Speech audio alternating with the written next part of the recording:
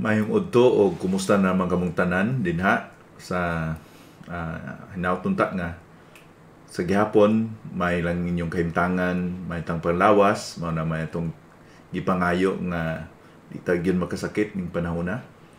O padayon nato ang atong pagtuon sa topiko sa kalipay. Sa miaging pagtuon nato atong natun-an nga ang kalipay produkto gyud sa balaan nga espiritu. O kini napasad sa atong relasyon sa kay Ginoong Jesucristo o buting nun nga atong kalipay mao gyud ang pagkaangkon natong relasyon sa Ginoo pinagi kay sa Ginoong Jesucristo dili sa mga butang ning kalibutana. O nini nga udto padayon kita sa usa naman ka importanteng aspeto nining atong topiko sa kalipay mao ni nga pangutana unsa man gyud ka importante nga kining kalipay sa Kristohanon nga kinabuhi. Unsa may importansya niini sa atong pagkinabuhi ang Kristohanon. Okay, so mao ni ako i-share sa inyo nini nga udto.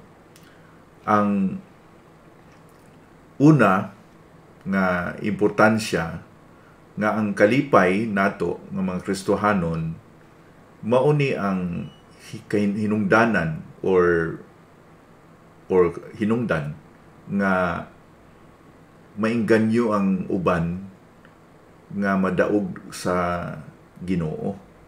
Mao ni ang makaingganyo nga ang uban mainteresado sa pagdangop kay Kristo. Or buting nun nga ang malipayon nga Kristohanon sila ang madanihon nga Kristohanon. Kung nakakita mo sa katawo nga naay reliyon unya murag ang iyang itsura puro pirmirang Biyernes Santo, ma-turn off kita, di ba? Kana bang tao nga kabalo kita nga murag di gyud tinud-anay ang iyang kalipay, ang kalipay di man gyud makopya, pero murag bitaw og obligasyon lang ba mo ng religion dili gyud maayo kay kanang tanang reliyon maingon man gyud nga dapat higugmaon nimong tao, dapat abi-abihon nimong tao, dapat maluoy ka sa tao, pero na ang pagpugos mga tao nga himuon nila ni aron makamerito sila sa kaayo sa Ginoo.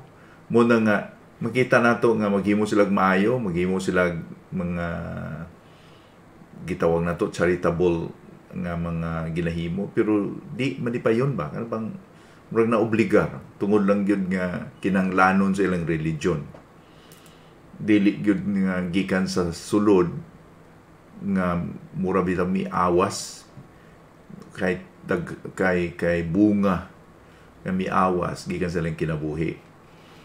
Ang usa ka tawo nga walay kalipay dili makadani, ang iyang kinabuhi dili madanihon. So kining kalipay nato bilang mga Kristohanon na produce lang gyud ni or naabot lang gyud ni sa atong kinabuhi tungod sa espiritu nga nagahatag og kalipay sa atong tsura, sa atong mga reaksyon, sa atong mga pagginawi. Kung kining tanan makita sa usa ka Kristohanon nga naatay kalipay nga dili dupindi sa butang o naangkon ning kalibutan, kini gitawag ni nato nga supernatural joy, dili ni dinhis kalibutan.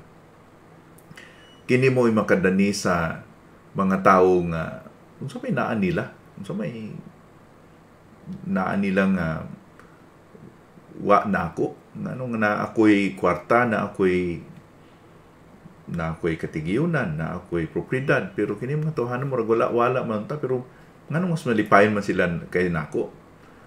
Nahinumduman ko tong istorya sa usa ka hari nga di malipayon. So ingon siya sa puno ministro nga chief minister, surbiha ra gud ng imong mga kauban diha nga mga ministers diri sa ato sa palasyo kung nabagi mas malipayon nga tao. Kung makita ganin mo ng malipayon nga tao, palihog lag kuha sa iyang sinina kay mao na ako isulot kay aron basi mao na hinungdan nga malipayon siya kay nangita ko nagpangita ko kalipay sa kinabuhi wa ko mga eksperyensyahan. So nangadto ang punong ministro. Balik ang punong ministro dayon sa nga wa ko'y nakita malngari. Amo ngadto ka sa atong mga sundalo. Sa atong mga rank and file ng mga sundalo. Siya ro wa kay makita dito nga tawo malipayon. Angan-angan balik mo ang punong ministro nga sorry mahal ngari, wa gyapon ko kakitag malipayon nato nga mga sundalo sa atong mga kapitan o sa mga teniente nato. Ya, ingon siya nga, angad to ka sa atong mga peasants, atong mga sakop sa gingharian. Suroy ka sa gawa sa palasyo aron makita ni mo ning tao ni.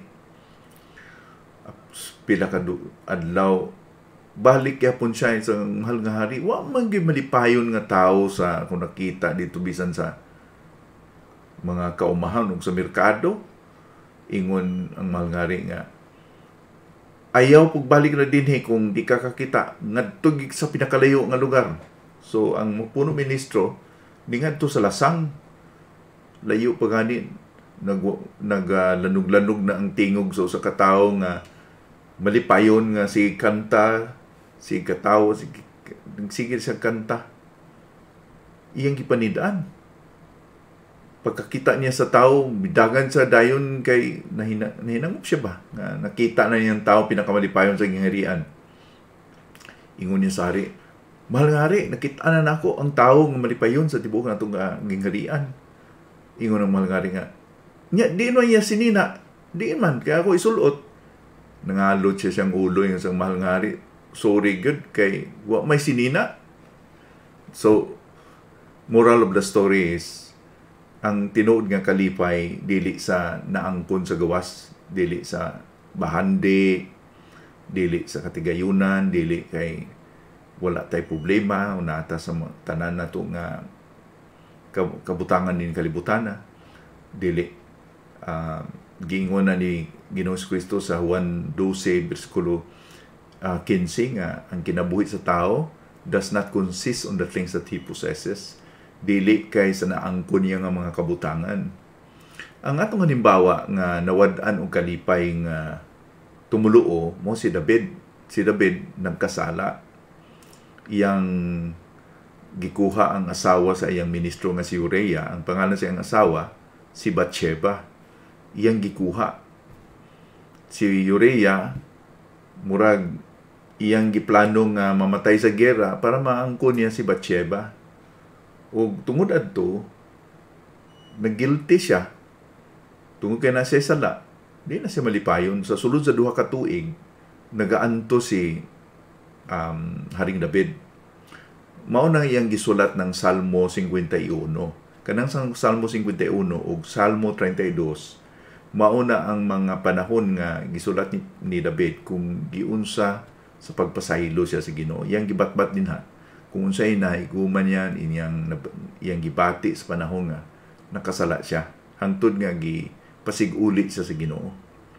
So ang iyang pag-ampo diha sa Salmo 51 bersikulo 12, ingon niya, ibalik kanako ang kalipay nga gibati ko sa dihang giluwas mo ako.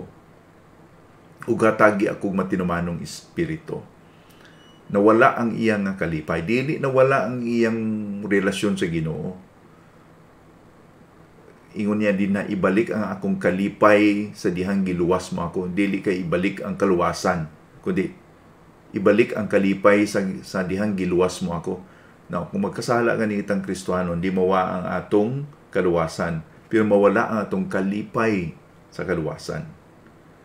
Naatay relasyon sa Ginoo pero dili kita nag-enjoy sa niya nga relasyon kay na-guilty ta ba.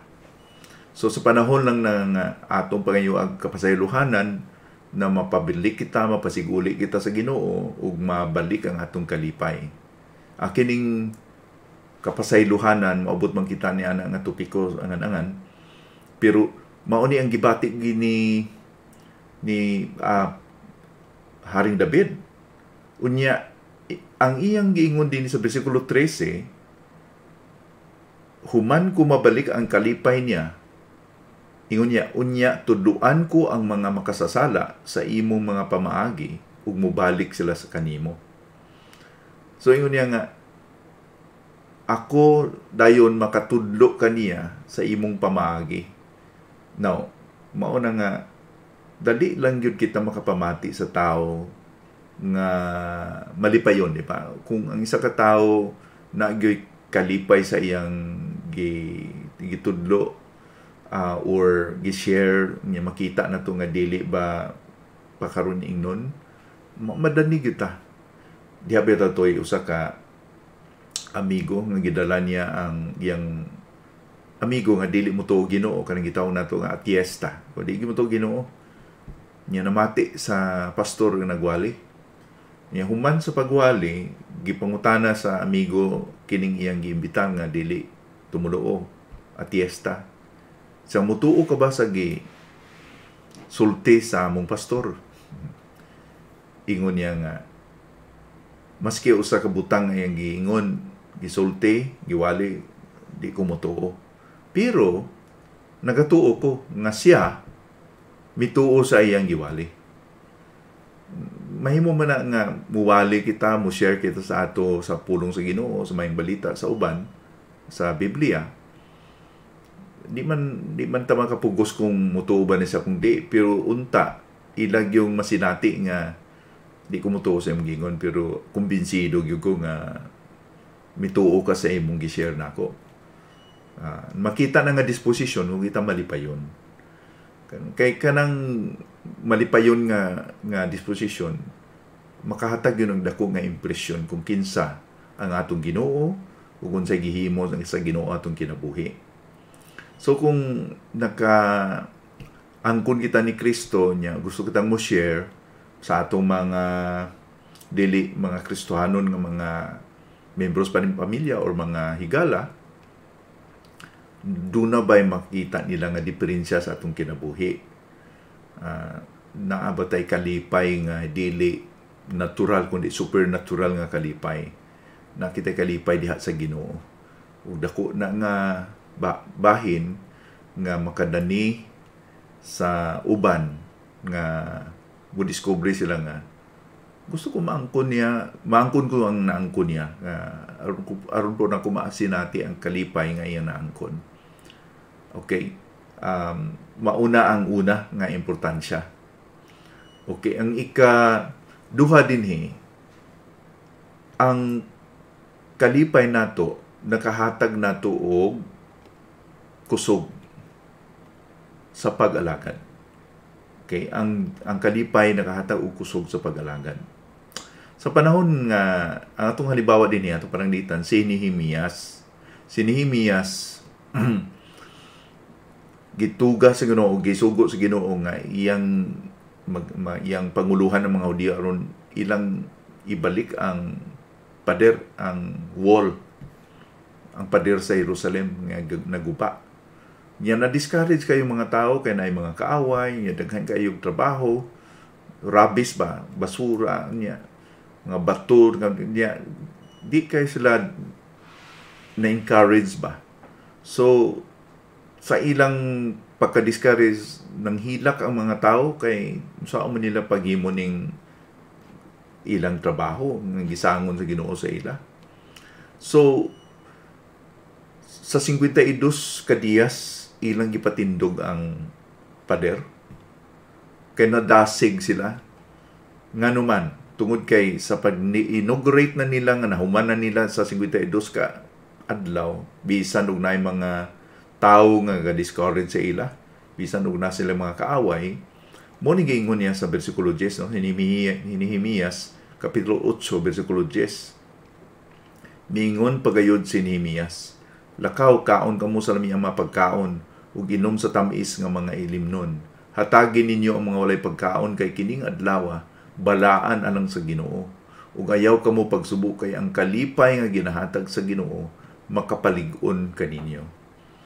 Ang kalipay nga gihatag sa Ginoo mo ni paka-encourage sa ato, makadasig ka nato, makapalig-on sa ato sa pagalagan. Nakahatag kini kumpiyansa nga kita nakaangkon yun kaluwasan ug natay relasyon sa Ginoo. Ug ang Ginoo dili mabalhinon o ang iyang mga ginahimo sa atong kinabuhi para gyud sa kayuhan nato. Ang tanan nga nitabo sa atong kinabuhi para gyud sa kayuhan nato. Mga malipay ta sa Ginoo, nakahatag niya nato og kusog. Roma 8:28 ingon sa ni Pablo dinhi, nasayod kita nga ang tanang panghitabo gibuhat sa Dios alang sa kaayuhan sa mga nagahigugma kaniya nga iyang mga pinili sumala sa iyang katuyuhan. So ang tanang nahitabo sa atong kinabuhi butang na sa Ginoo, giplano na sa Ginoo, bahagi na o bahin ka na sa kaayuhan. Unya ang kayuhan nga gingon sa Ginoo dinhi, dili nga maayo sa akong pamatsyag, maayo sa akong pagtan-aw, kundi nga mamahimo kitang parehon ni Ginoong Jesucristo. Kasi mao na gingon sa Roma 8:29 nga ma-conform kita o mamahimo kita, mahing katulad kita sa imahin ni Ginoong Jesucristo. Maghamtong kita sa atong kinabuhi, mapariha kay Ginoong Jesucristo. So tanan nga mga panghitabo sa atong kinabuhi, bahagi gyud o bahin gyud sa pag-train nato, sa pag-dihon nato, pag-umol nato nga mahimo kitang pareho kay Ginoong Jesucristo. Mo na nga maghuna-una gani kita niini nga plano sa Ginoo, ug di magkasayop ang Ginoo, natay kalipay. Natay kalipay na mag-alagad sa iya.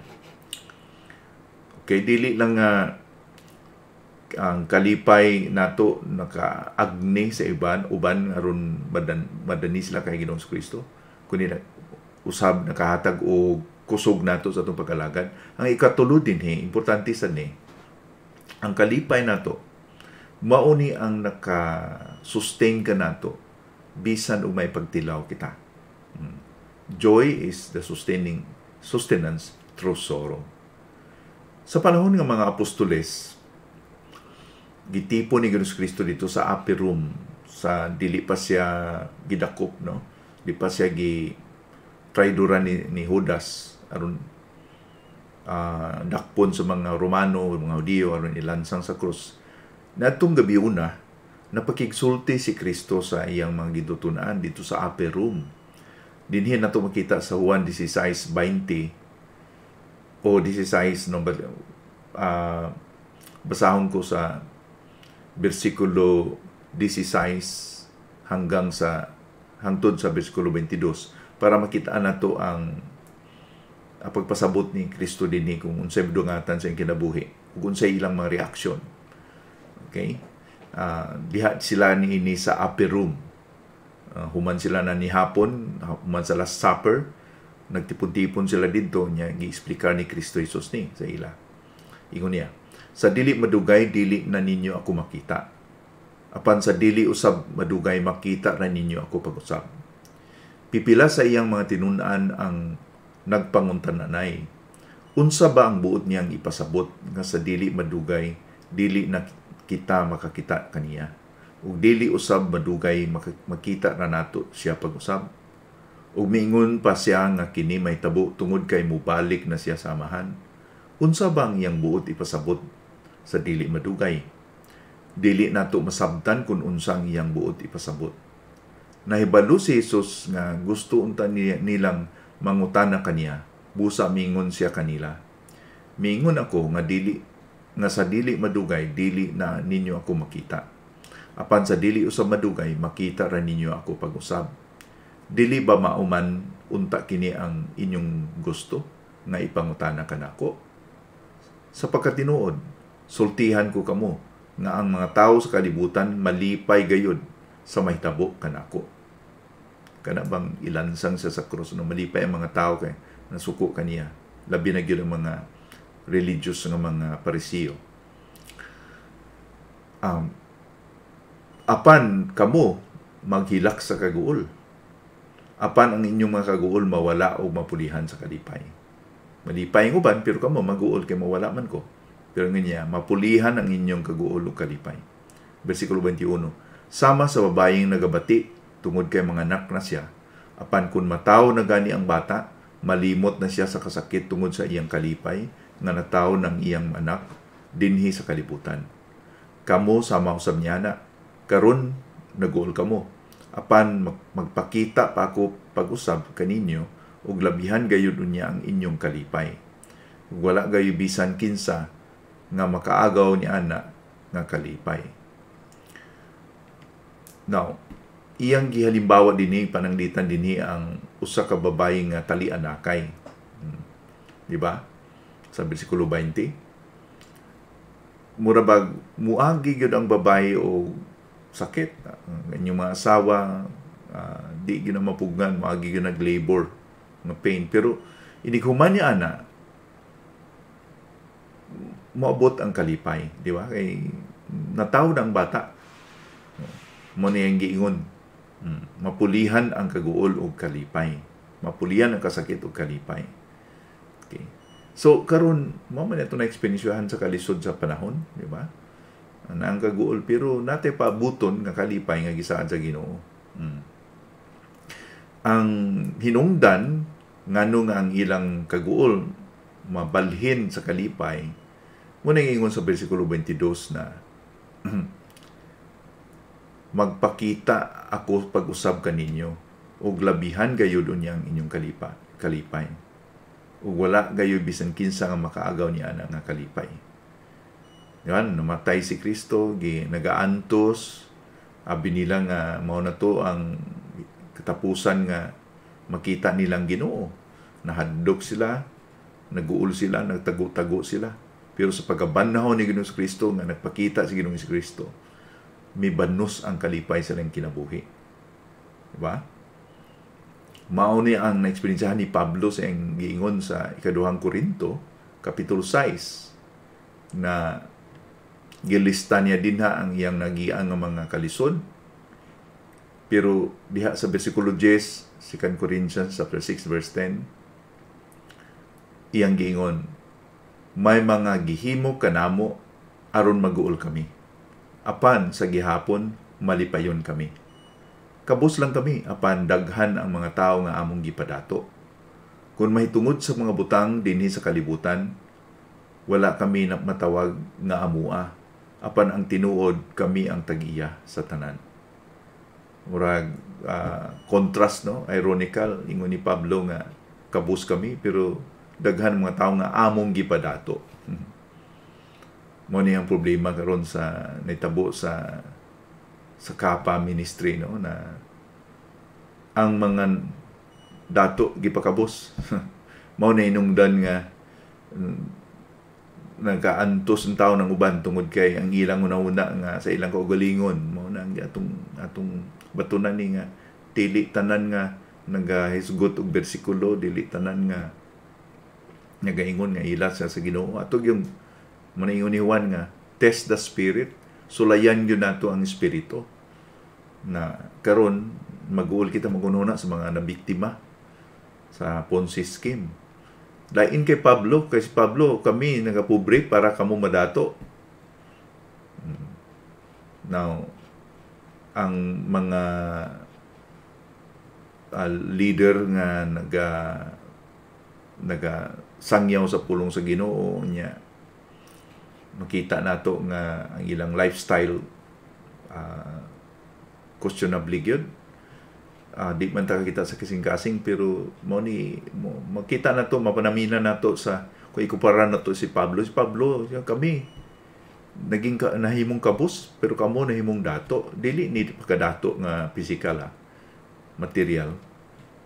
Although ang Ginoo maka-bless nato materially pero kanang spiritual blessing ba. Yun niya, kung may tungod sa mga butang din sa kalibutan, wala kami, matawag nga mua. Pero tinuod, sa pagtinuod, kami ang tag-iyas tanan.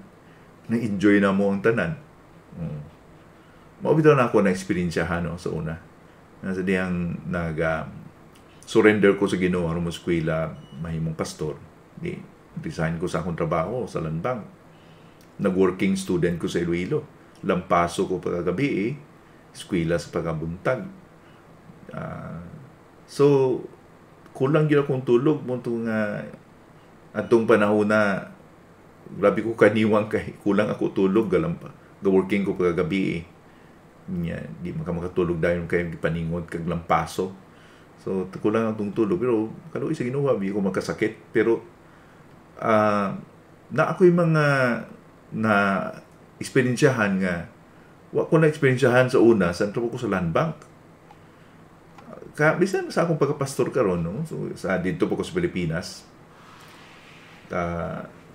mga tumig for example makabakasyon mi o sa Boracay, may kwarta, pero na gamiton sa Ginoo nga nami amigo nga engineer dito sa na Kristohanon ba nga na amigo or tungod kay naabot po nato sa pag minister gano'n nga mag-offer og pastor, bakasyon mo sa imong pamilya o diha mo mag-star, ay mo problema sa ibayad kay gibayaran ko na kana bang mga butang nga wa nimo gipaabot nga gibendisyon na po sa Ginoo kay mao man nagingon sa Ginoo kung i-honor na to ang Ginoo, i-honor sad kaniya, di ba?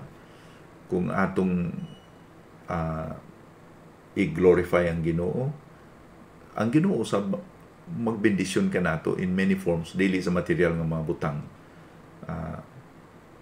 Labi na gyud ang kalipay, kalinaw sa ato kasing-kasing atong relasyon sa Ginoo.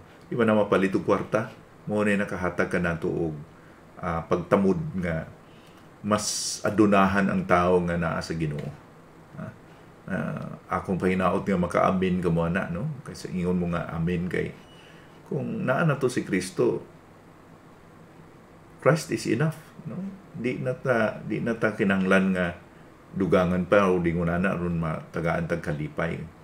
Now, importante nga may kwarta ta kay dati panginahanglan nun sa pagsuporta nato sa atong pamilya. Pero sa panahon nga kuhaon ka na, di po ta maglunod nga mura tagway paglaom, mura madispirado na maayo kay di man nagdepende sa atong physical na kahimtangan ang atong kalipay. Mahimo ni pareha ni Pablo, no? Si Pablo atong natun-an na sa miaging pagtuon nato nga ingon siya nga rejoice in the Lord always, makalipay kamo sa tanang panahon. Diin man nito niya gisuwat, diin man na niya giingon, nasulod siya sa prisuhan, nasulod siya sa kulungan. Gaingon siya nga rejoice in the Lord always. Si Ginoong Jesucristo maupod ang atong halimbawa gyud kanang kinabuhi nga malipayon. Kay diha sa Hebrews 12 bersikulo 2 mao ni ang paghangkat sa nagsulat. Isintro nato ang atong hunahuna kang Hesus nga mao ang gisandigan sa atong pagtuo sukad pa sa sinugdan hangtod sa katapusan. Giantos niya ang paglansang kaniya sa cross ug wala niya igsapayan ang kaulaw tungod kay ginauna niya ang kalipay nga madawat niya unya ug karon atuan na siya naglingkod sa tuo nga dapit sa trono sa Dios. Si Pablo, unsay rason nga nung nagkalipay siya? Ikaduhang Korinto 7 bersikulo 4. Dako ang akong pagsalig kaninyo o ginapasigarbo ko gayud kamo. Bisan daghan nga kalisod ang among nasinatian. Hilabihan ang akong kalipay sa dihang nakadungog ako nahitungod kaninyo. Ang kalipay ni Pablo, dili kay mayong iyang kahimtangan physically, kundi sa nibalaan niya ang ibang mga Kristohanon, gi-bless ba? Nga nagtubo sila sa Ginoo, nagmaayo la testimonyo, mo na yung kalipay. Bisan man sa una Tesalonica 1 bersikulo 6. Ingon niya, sa mga Kristohano ni sa Tesalonica, gisunod ninyo ang pagkinabuhi namo og sa atong Ginoo, kay gidawat ninyo ang pulong sa Dios, bisan pa og nagaantos kamo. Luyo ni ining pag-antos, malipayon gihapon kamo kay naghatag kaninyo kalipay ang Espiritu Santo.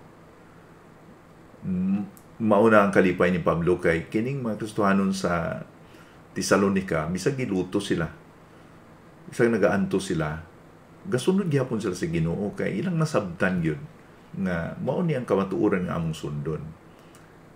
Now, si Kristo siya ang halimbawa sa kalipay nato. Ang pag-describe ni Isaiah o ni Isaiah sa Isaiah 53 bersikulo 3, siya gitawag nga the man of sorrows. Tao sa kasubo. Ang tao sa na puro kasubaanan. Gikan pa siyang pagkatao, sa pasungan siya na tao. Pobre sa Nazaret, sa Galilea, hantod sa iyang pagpanudlo, gikasilagan sa mga dato, sa mga parisiyo. Gihigugma siya sa mga common, mga ultimo. Pero ang mga leaders, kasilagan siya. Hangtod lang yun namatay siya sa cross. Pero mao ni ang kingon sa Salmo 45, versikulo 7. Propesya ni nandungod sa kay Kristo. Nahigugma ka sa katarong. Apan nasilag ka sa kadautan. Busa gipili ka sa Dios nga imong Dios. Ug gihatagan ka og kalipay nga labaw kay sa gihatag niya sa imong mga kauban. Gitagaan og kalipay ang sa propesya pa ini panagna ini nga giingon pa sa Salmo. Ang pananglitan nga pakita ni Ginoong Kristo nga dunay kalipay bisan sa tunga sa kagulaanan. Mao kini ang mga nakadasig nato bisan sa mga sirkumstansya nga usahay na ingon nga kalisod nga di man makaangkog kalipay. Now, remember nga ang atong gihisgutan nga kalipay, joy inside dili sa sirkumstansya. Dili na to panugutan nga ato sirkumstansya makakuha ning joy ning kalipay sa ato kasing-kasing. Bisan og mga-endure kita sa mga lisod nga mga kahimtangan, pero mag-rejoice gyapon kita sa Ginoo. Kay malagi ni nga trial sa gingon pa gani ni Santiago kapitulo 1 versikulo 2. Count it all joy when you meet diverse trials. Isipon ninyo nga kalipay kung makasugata kamo mga pag-antos o mga pagtilaw. Dili ka nalipay kita sa panahon sa pagtilaw, kundi sa lintunganay sa pagtilaw, nakita nato nga tinutuyo sa Ginoo sa atong kinabuhi, atong naangkon. Unsa man na nga nahita makita kay Kristo, ingon pa sa Santiago 1 versikulo 3 and 4 nga ang atong pagtuo nagaresulta og pagpasensya. Okay? Kung ang atong pagpasensya atong papadayunon, kita nagamahamtong, wala na nakulang ka nato. Ang kahintangan nga hamtong, okay, resulta ka na sa atong pabilin sa Ginoo bisan o may mapagtilaw kita. Kay atong giisip nga kalipay nga maabot ka na nga murag hugna or goal sa atong kinabuhi. Mao na ang tuyo ug tumo nga mahiamtong kita sa Ginoo. Now, dili kita nalipay sa kalisod karon, pero gatan-aw kita sa lintunganay sa unahan nga someday human ini ang akong kinabuhi mahisama sa kay Ginoong Kristo, maghamtong ako. No? So pamanandungan nato ni doon na ba'y mga sirkumstansya sa atong kinabuhi karon nga usahay mukuha sa atong tinuod nga kalipay. Sa inyong kahimtang diya sa sulod, ako nagatuo nga naagigamiton ng diablo aron makuha ang inyong tinuod nga kalipay. Na bother ka ba ana na mura na pituhan bagyo kang maayo ana, no? Atong usisahon kung diin ba o unsa ba ang gihatagan nato og pinakbili sa atong kinabuhi. Mga butang ba ning kalibutanan or ang butang nga giingon sa Biblia. Nagdepende ba kita sa mga happenings aron maghappy-happy? Depende ba kita nga naigimik ba? Boring ang ginabuhi. May kalipay. So, maghimutaan ni ba? Maghimutaan na. Aron malipay ta. Happenings and happenings, no? So, mao na ang usahay happy-happy. Kung ay kwarta, madto sa mga lugar nga aron maghappy-happy. Pero ini kahuman, maghinulsol. Mga regret, no? Anong gigasto man akong kwarta nga wa matinungdan. Sa sobra kong kahubog, o sa sobra kong gihimo to, mao ni gidangat, nag-away mi ni Mrs., nag-away mi sa tungod adto. Nalipay ka itong panahon na, pero ang resulta, problema. Dili kita malipay sa mga happenings. Temporaryo lang na. Ang tinuod nga kalipay kung naagi si Kristo sa ato kasing-kasing, sa tinuray. Okay? Kaya ang atong pananaw, ang atong ginatanaw, dili lang diri, kundi sa unahan. No?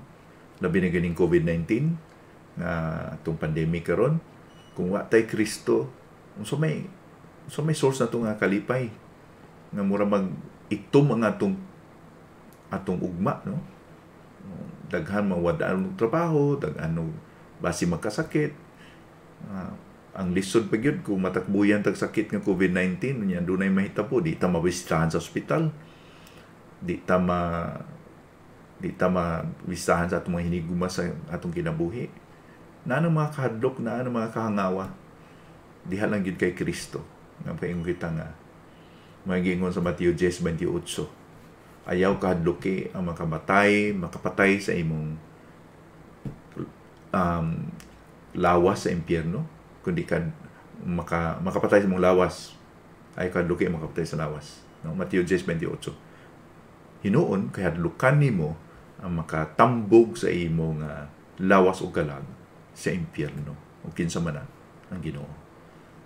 So, kung naata sa Ginoo, sigurado kita nga na relasyon sa Ginoo, gipatawad kita sa Ginoo, na kita'y tinuod nga kagawasan, natay tinuod nga kalipay.